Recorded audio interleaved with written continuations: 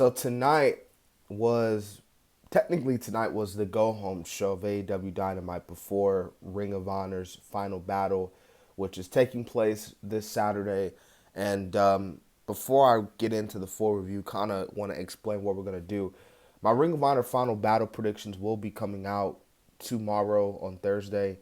But on Saturday, what we're going to do is we're going to split the reviews up. So we're going to do the Ring of Honor Final Battle review first, since that show is going to be coming on the air first, and then later on in the night, after the conclusion of NXT pay per view, we'll review NXT Deadline. Just putting that out there.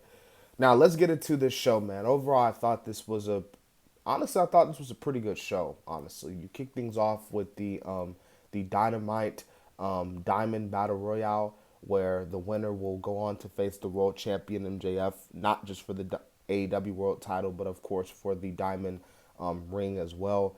And Ricky Starks wins it. And after the match, MJF confronts his opponent for next week, Ricky Starks.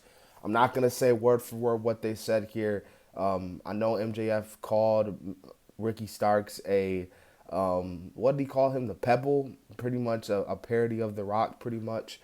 And Ricky Starks did not hold back in this promo. He was calling out MJF, saying like, "Yeah, I busted my butt, but now I'm here. I'm gonna take that title away from you."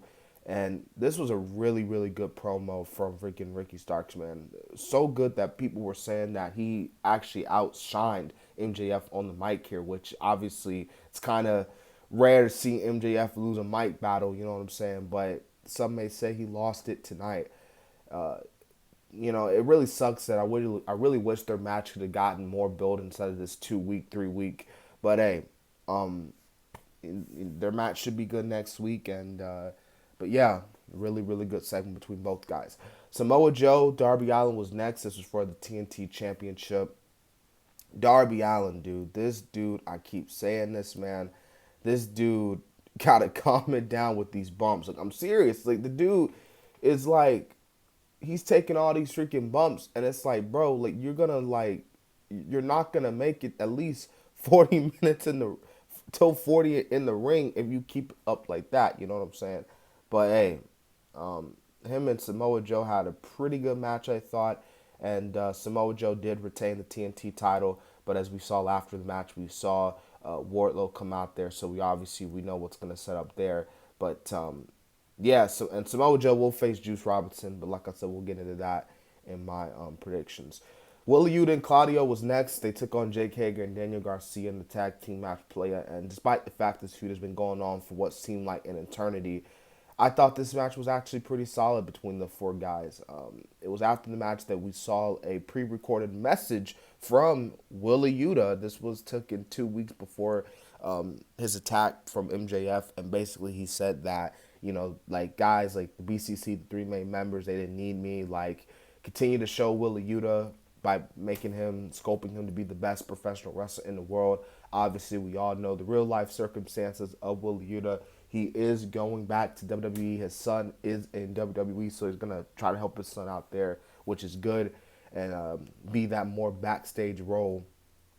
And obviously, John Moxley was like, the BCC, we're for life, and we're ready. I'm ready for Friday. And these two men standing side by side with me, they're ready for Saturday. So I thought that was a pretty good send-off from William Regal, and kind of a pretty somewhat good explanation as to why he did what he did, to the BCC.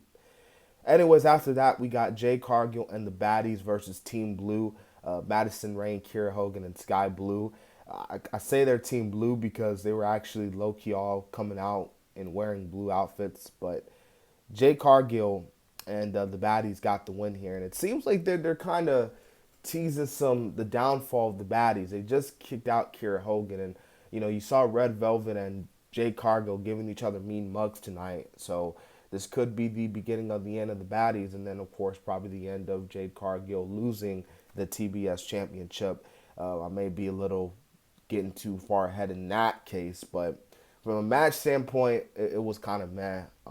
This definitely felt like the cool down period match of the night as we head into our main event. But before we do that, Britt Baker gave Saraya a ticket backstage and was like, "Listen, January 11th, our show.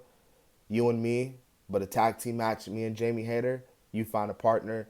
I think it's probably gonna be Thunder Rosa, either Thunder Rosa or Tony Storm. That's the two women I can definitely see coming back and being Soraya's partner, and not the other way around. You know what I'm saying? But the Acclaim and FTR main evented the show, as you can see in the poster here. This is for the AEW World Tag Team Championships. This was a really, really good match.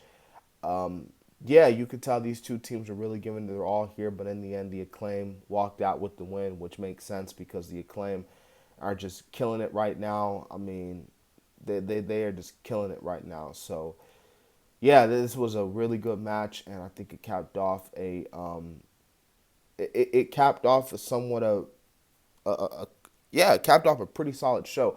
But also after the match, we saw it looks like we're getting FTR and the Briscoes again at Final Battle, and it will be um, a dog collar match.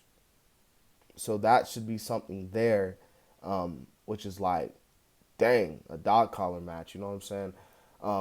Obviously, FTR and the Briscoes, they had freaking amazing matches at Supercard of Honor, and of course recently Death Before Dishonor. So this one is definitely going to be another good one here.